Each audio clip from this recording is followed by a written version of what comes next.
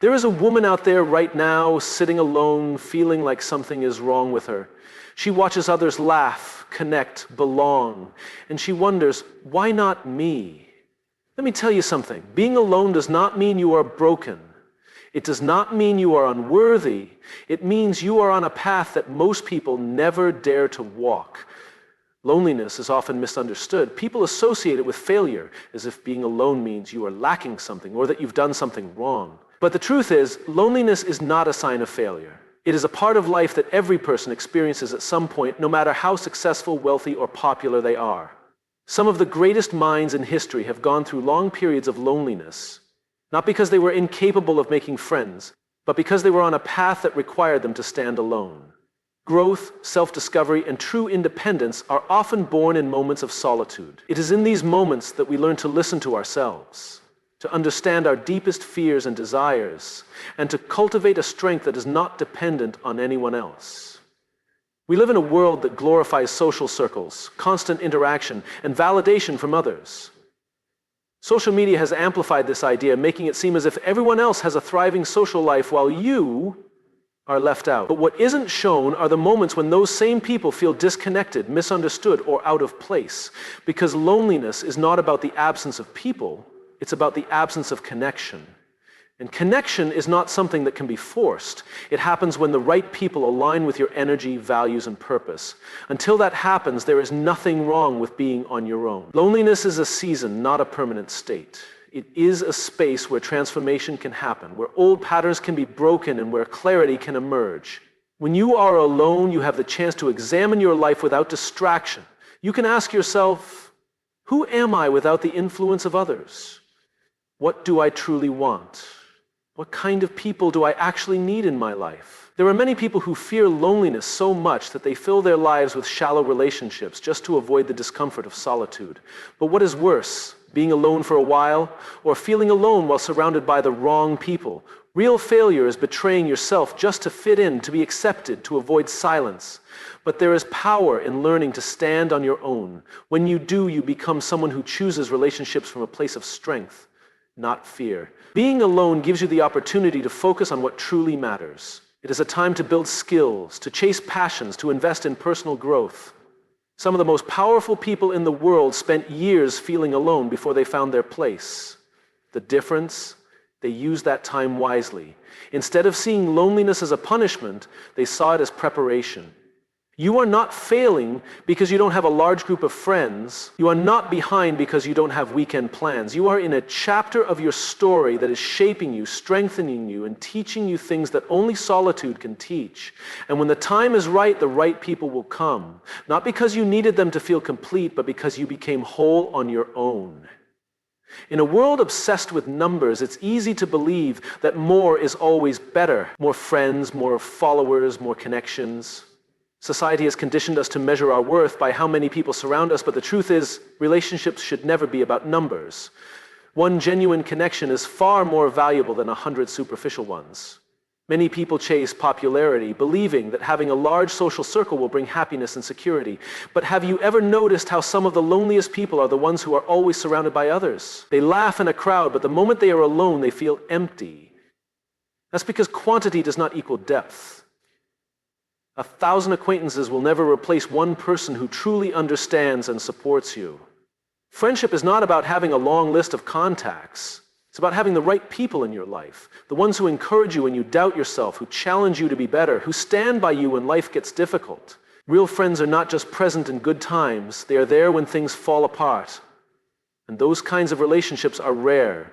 Some people hold on to friendships simply because of history. They think we've known each other for years, so we should stay connected.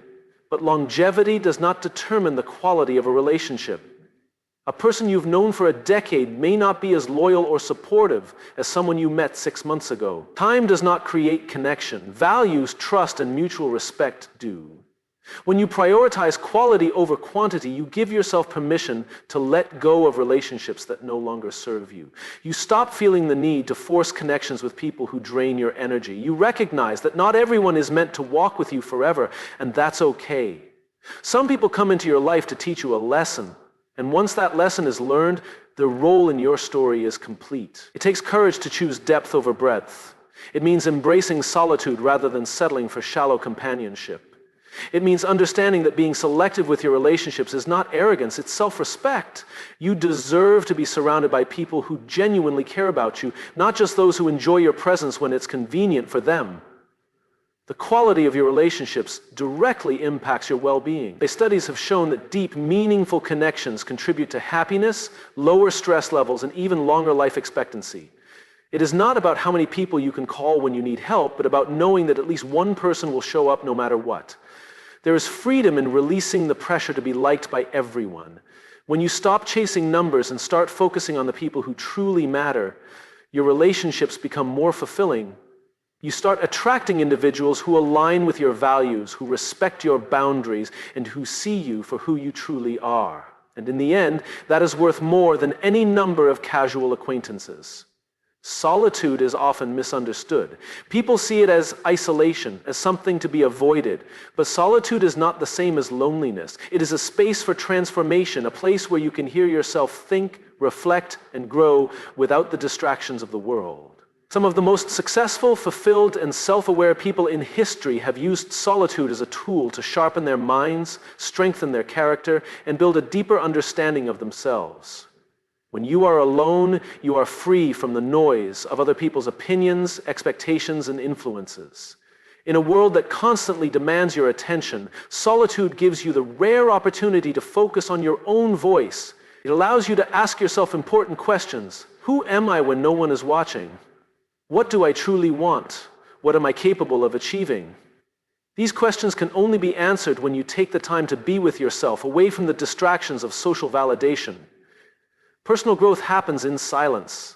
It happens when you sit with your thoughts instead of running from them. Many people avoid solitude because it forces them to confront uncomfortable emotions, fear, doubt, insecurity. But facing those emotions is the only way to overcome them. When you learn to sit with yourself, to understand your own mind, you become emotionally stronger. You stop looking to others to fill the gaps within you and start realizing that everything you need is already inside you. Solitude also gives you the chance to develop new skills and passions. When you are alone, you have uninterrupted time to learn, create, and build something meaningful. Some of the greatest innovations, artistic masterpieces, and groundbreaking ideas were born out of solitude. Writers, musicians, inventors, and entrepreneurs have all used periods of isolation to focus on their craft, refine their skills, and bring their visions to life. The absence of external distractions allows for deeper concentration, leading to breakthroughs that wouldn't be possible in a constantly busy environment. Beyond personal development, solitude helps you build self-reliance. When you are always surrounded by people, it's easy to depend on them for emotional support, entertainment, and validation. But when you learn to enjoy your own company, you realize that you are enough. You become more confident in your ability to handle challenges on your own. Instead of seeking answers from others, you start finding them within yourself. This self-sufficiency is what separates those who follow from those who lead. Spending time alone also helps you develop clarity about the relationships in your life. When you are constantly surrounded by people, it's hard to differentiate between genuine connections and ones that exist out of habit or convenience. Solitude allows you to step back and evaluate which relationships truly add value to your life and which ones drain your energy. It helps you recognize who supports you in your growth and who only stays when things are easy. The world tells you that being alone is something to fear, but solitude is not an absence, it is a presence of self-awareness, of discipline, of clarity. It is in these quiet moments that you gain the most valuable insights about who you are and what you are meant to do. It is not something to escape from, but something to embrace. When used correctly, solitude becomes a powerful tool that not only strengthens your mind, but also shapes your future. There is a deep fulfillment that comes from giving, from contributing something beyond yourself. In a world that constantly pushes the idea of personal success, individual achievement, and self-fulfillment, it's easy to believe that meaning comes from what you accomplish for yourself. But true purpose is often found in service, when you shift the focus from what can I get to what can I give. Service is not just about charity or volunteering, it's about impact. It's about using your skills, your time, and your energy to make someone else's life better, whether through small acts of kindness or large-scale efforts. Serving others gives life a deeper sense of direction. It transforms the way you see the world because it shifts your perspective from inward to outward. Many people spend their entire lives chasing happiness, thinking it will come from status, wealth, or recognition. Yet some of the most content individuals are not the ones who have the most, but the ones who give the most. Happiness rooted in personal achievements is fleeting, but the fulfillment that comes from positively impacting another life is lasting. Serving others creates connection. In a world where loneliness and isolation are growing, acts of service bring people together. It reminds us that we are part of something bigger than ourselves. When you help someone, whether it's offering advice, lending a hand, or simply listening, you create a bond that goes beyond surface-level interactions. These connections add depth and richness to life in a way that personal success alone cannot. Service also builds character. It requires patience, empathy, and humility.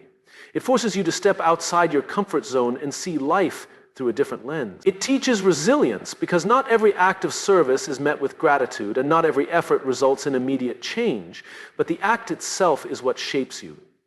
The more you give, the more you grow, not just in skill, but in depth as a person. One of the greatest benefits of service is the sense of purpose it provides. Many people struggle to find meaning in their work or their daily lives. They wonder if what they are doing truly matters. But when you serve, even in the smallest ways, you create meaning. A simple gesture, a kind word, a helpful action, a moment of support can have a profound effect on someone else's life. And knowing that your existence has contributed positively to another human being gives life a significance that no amount of money or success can replicate. Service is not limited to grand gestures. You don't have to start a non-profit or donate large sums of money to make a difference. Sometimes, the most powerful form of service is simply showing up for people when they need you. It's being present, offering encouragement, and making someone feel seen and valued. It's using your unique abilities, whether through teaching, mentoring, creating, or supporting, to leave the world better than you found it. Another powerful aspect of service is that it shifts focus away from personal struggles. When you spend too much time dwelling on your own problems, they can seem overwhelming. But when you turn your attention to helping others, your own worries often become smaller. Service gives perspective. It reminds you that everyone is fighting a battle, and that even in your struggles, you have something valuable to offer. The most influential people in history, the ones who are remembered, respected, and honored, are not those who simply accumulated wealth or power. They are the ones who dedicated their lives to something beyond themselves. They understood that service is not just an obligation, it is an opportunity to leave an imprint, to create change, and to add meaning to every moment of life. Friendship is one of the most misunderstood relationships in life. From a young age, we are taught that having many friends is a sign of success. We are led to believe that the more people we surround ourselves with, the more valuable we must be. But over time, life teaches a different lesson. It's not about how many friends you have. It's about the kind of friends you have. True friendship is not about constant presence. It's about deep connection. It's not about who shows up when things are easy, but who remains when life gets difficult. Many people hold on to friendships out of habit, obligation, or nostalgia without questioning whether those relationships are truly healthy. But as we grow, our understanding of friendship must evolve. It must be redefined. Friendship is not measured in time, but in depth. Just because you've known someone for years doesn't mean they are the right person to have in your life today. Some friendships serve a purpose for a season, and that's okay. Not every person who walks into your life is meant to stay forever. Holding on to friendships that no longer align with your values, goals, or growth can slow you down and keep you from becoming the person you are meant to be. A true friend is not just someone you share fun moments with. They are someone who supports your growth even when it's uncomfortable. They are not afraid to challenge you, to hold you accountable, and to push you toward becoming better. Too often, people confuse friendship with agreement. They believe that a good friend is someone who always takes their side, never disagrees, and always makes them feel comfortable. But real friendship is not about comfort, it's about honesty. A true friend will tell you the truth, even when it's hard to hear, because they care more about your well-being than your temporary approval. Many people remain in friendships that drain them. They tolerate disrespect, manipulation, or one-sided efforts because they fear being alone. But redefining friendship means recognizing that it is better to be alone than to be surrounded by people who do not value or respect you. It means understanding that not everyone who calls themselves a friend truly acts like one.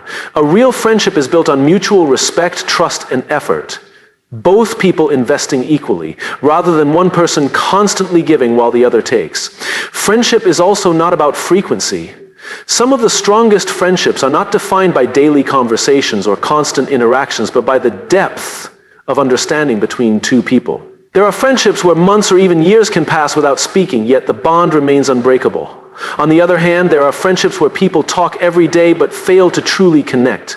True friendship is about quality, not quantity or proximity. As you grow, your definition of friendship must evolve with you. It is okay to outgrow people. It is okay to recognize that some friendships were only meant to be temporary. It is okay to choose solitude over relationships that no longer align with your values. Redefining friendship is about being intentional, about choosing people who uplift you, challenge you, and bring meaning to your life rather than simply filling space. Friendship should be a source of strength, not stress. It should bring peace, not drama. It should feel like a safe place, not an obligation. When you redefine friendship based on depth, authenticity, and mutual growth, you stop chasing connections that drain you and start building relationships that truly matter. Authenticity is one of the rarest and most powerful qualities a person can have. In a world that constantly pushes people to fit into predefined molds, to follow trends, and to seek approval, being authentic is an act of courage. To lead with authenticity means showing up as your true self, even when it's uncomfortable, even when it's not what people expect, and even when it sets you apart. Many people spend their lives wearing masks, adjusting who they are based on the environment they are in. They say what others want to hear, do what is expected, and suppress parts of themselves to gain acceptance. But the cost of that is heavy. When you are constantly trying to fit in, you lose touch with who you really are. You become a version of yourself that pleases others but feels empty inside. Leading with authenticity means choosing honesty over approval, even when it comes at a price. Authenticity builds trust. People are drawn to those who are real, who are consistent, and who stand firm in their beliefs. A leader who is authentic doesn't pretend to be perfect. They don't act like they have all the answers. Instead, they embrace their imperfections, admit their mistakes, and show that they are human. This kind of honesty is rare, and because of that, it is respected. People may not always agree with an authentic person, but they will respect them because they know they are genuine. To lead with authenticity, you must first know who you are. Many people struggle with this because they have spent years trying to be what others expect. They have shaped their identity based on what society values, what their family wants, or what will bring them the most approval. But true leadership starts with self-awareness. It requires asking, what do I truly believe? What do I stand for? What are my values, regardless of who is watching? Without this clarity, it is easy to be influenced, easy to change with every situation, and easy to lose yourself in the process. Leading with authenticity does not mean refusing to grow or change. It does not mean stubbornly sticking to old ways just for the sake of being true to yourself. Growth is essential, but authentic growth comes from a place of self-awareness and intention, not from pressure to conform. It is about evolving while still staying connected to your core values. The difference between authenticity and adaptation is that one comes from inner truth and the other comes from external pressure. Authenticity also requires vulnerability. To be authentic means allowing people to see you as you are, not just the strengths, but also the struggles. Many fear vulnerability because they see it as weakness, but in reality, vulnerability is strength. It is what makes people relatable. It is what allows for genuine connection. A leader who hides their struggles may appear strong on the surface, but a leader who shares their journey inspires others to be real as well. One of the biggest challenges of leading with authenticity is that it often comes with resistance. Not everyone will understand you. Not everyone will accept your honesty. Some people prefer illusions over truth, and they may push back when faced with someone who refuses to conform. But leadership is not about pleasing everyone. It is about standing firm in what you believe, even when it is unpopular. The people who matter, the ones who respect authenticity, will recognize the value of your honesty and follow your lead. The world does not need more people who blend in. It does not need more leaders who say what is safe, who hide behind carefully crafted images, or who sacrifice their values for approval. It needs people who are real, people who lead by example, people who show others that being true to yourself is not just an option, it is the only way to truly live.